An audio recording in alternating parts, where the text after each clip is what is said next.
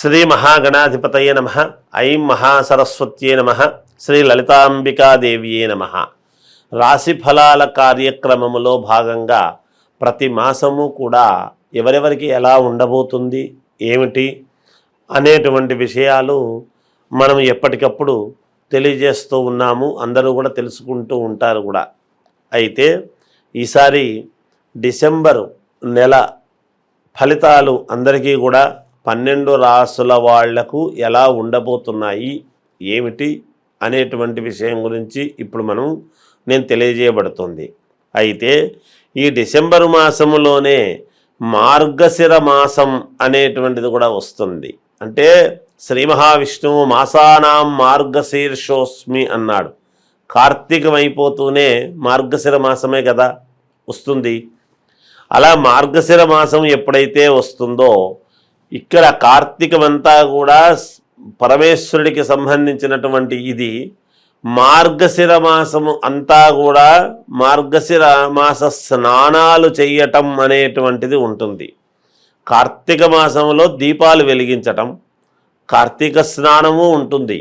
కానీ మార్గశిర మాసములో మాసానాం మార్గశీర్షోస్మి అన్నాడు అంటే శిరస్సు వంటిది అని దాని అర్థం.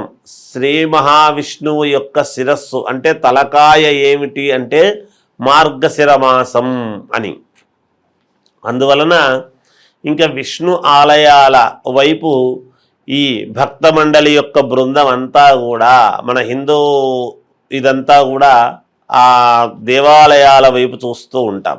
స్నానాలు చేయటం, వెంటనే తెల్లవారుజామునే విష్ణు పరంపరమైనటువంటి ఆలయాలకు వెళ్ళటము, దర్శనం చేసుకుని అందరూ కూడా సుఖ సంతోషాలతో ఉండాలి అనేటువంటిది తెలియజేస్తూ ఇక రాశి ఫలాల కార్యక్రమములోకి మనము ఉపక్రమిద్దాం. మిథున రాశి వారికి ఈ డిసెంబరు మాసం అంతా కూడా ఎలా ఉంది అంటే అనుకూలవంతమైనటువంటి ఇదిగానే ఉన్నది.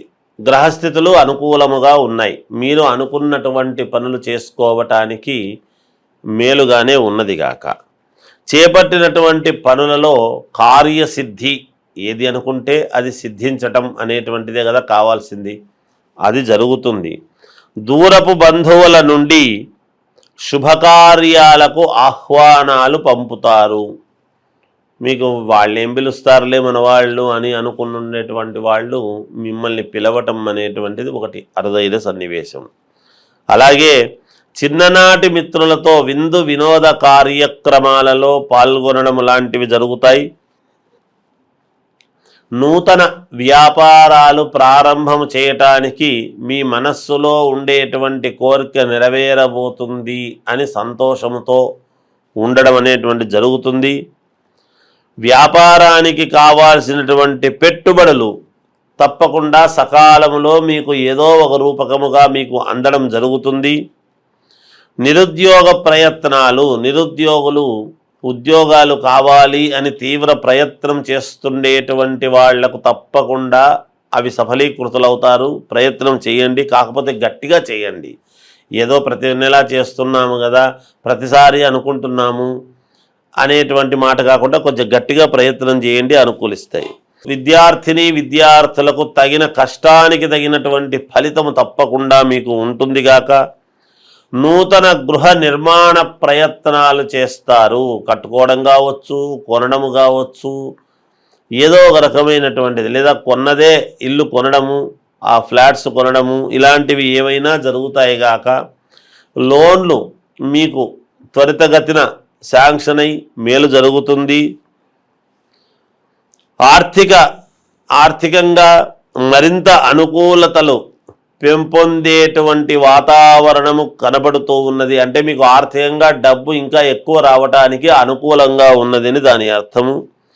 ముఖ్యమైనటువంటి వ్యవహారాలకు కాస్త అవరోధాలు కలుగుతాయి. మొదట ముఖ్యమైనటువంటి పనులు చేసుకున్నప్పుడు చిన్న చిన్న ఇబ్బందులు కలగవచ్చును, కానీ వాటిని అధిగమించి మీరు ముందుకు వెళ్ళేటువంటి విధముగా ఉండబోతూ ఉన్నది.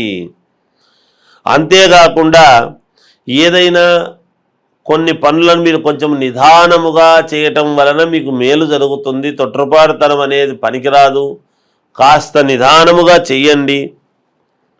దైవ సేవా కార్యక్రమాలలో పాల్గొనడం లాంటివి జరిగితే ఇంకా మీకు మేలు జరిగి మెరుగైనటువంటి ఇవి మీకు జరుగుతాయి గాక. దూర ప్రయాణాలు అనేటువంటివి లాభిస్తాయి. జీవిత భాగస్వామితో సఖ్యత అనేటువంటిది పెరుగుతుంది, కలుగుతుంది. ఉద్యోగాలు చేసుకునేటువంటి వాళ్లకు పదోన్నతులు వస్తాయి అని, అంటే అధికారుల యొక్క మెప్పు వలన అప్గ్రేడ్ కావటము, ప్రమోషన్ రావటము, ఇంకొక చోటికి ట్రాన్స్ఫర్ చేయడము కానీ, అనుకూలవంతముగా శాలరీలు పెంచడము కానీ ఇలాంటివి తప్పకుండా జరిగి తీరుతాయి. మీకు ఇంకా మెరుగైనటువంటి ఫలితాలు సాధించుకోవాలి మేము అంటే మీ లగ్నం ఒకే లగ్నంలో పుట్టి ఉండరు కదా, ఒకరోజు ఒక లగ్నంలో పుట్టి ఉంటారు. ఏ లగ్నంలో పుట్టారు ఏమిటనేది చూపించుకొని మీ వ్యక్తిగతమైనటువంటి జాతకాలను మీరు పరిశీలన చేసుకోండి. తప్పకుండా మీకు విజయం లభించి తీరుతుంది. జయోస్తు. శ్రీ మహాగణాధిపతయే నమః. ఐం మహాసరస్వత్యే నమః. శ్రీ లలితాంబికాదేవ్యే నమః. ఇప్పుడు కార్తీక మాసంలో అందరూ దీపాలు పెట్టుకోవటం అనేటువంటిది సర్వసాధారణం. ప్రతి వాళ్ళు ఇంటి ముందు దీపాలంకరణ, పూజలు, పరమేశ్వరుడికి అభిషేకాలు అన్నీ చేసుకుని ఉంటారు.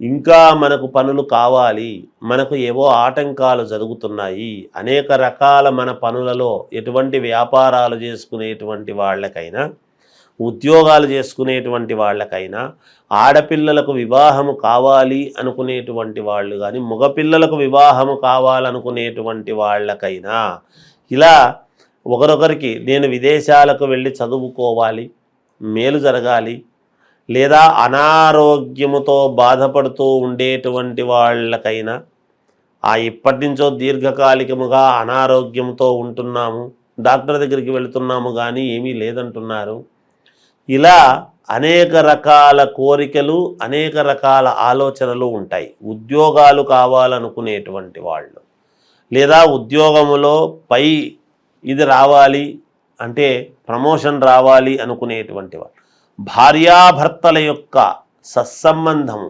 అన్యోన్యత గురించి, సంతానము కావాలి అనుకునేటువంటి వాళ్ళు, ఒక సమస్య కాదు, ఎటువంటి సమస్యలకైనా, ఎటువంటి ఇబ్బందులకైనా ఈ ఇబ్బందులు తొలగిపోవాలి అనుకున్నప్పుడు ఒక్కొక్కసారి కొన్ని సమయాలు మనకు చాలా మహాద్భుతమైనటువంటి సమయాలు వస్తాయి.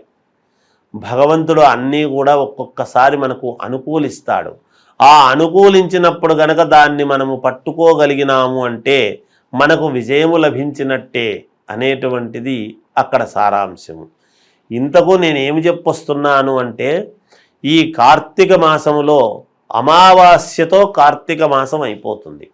ఈ అమావాస్య అనేటువంటిది శనివారము నాడు మధ్యాహ్నము వచ్చి ఆదివారము మధ్యాహ్నము దాకా ఉంటున్నది, ఉదయం 11 గంటల చిల్లర దాకా. అటువంటప్పుడు దేహపీడ అనేటువంటిది ఎవరికైతే ఉంటుందో, మానసికమైనటువంటి ఇబ్బందులు ఇవన్నీ ఉంటాయో, మామూలుగా విపరీతమైనటువంటి తిరుగుడు తిరిగి మాకు పనులు కావడము లేదు అనేటువంటి ఆలోచన ఉంటుందో, ఈ 2 రోజులు కూడా కీలకమే. ఆదివారము నాడు ఆరోగ్యానికి మేలు జరుగుతుంది. ఆదివారము అమావాస్య అంటే పరమ పుణ్యప్రదమైనటువంటిది. సరే, సోమవతి అమావాస్య కూడా మంచిదే. అయితే ఆదివారము అమావాస్య నాడు కానీ శనివారము అమావాస్య నాడు అయినా పర్వాలేదు. ఈ 2 రోజులు చేస్తే మరీ పుణ్యమే.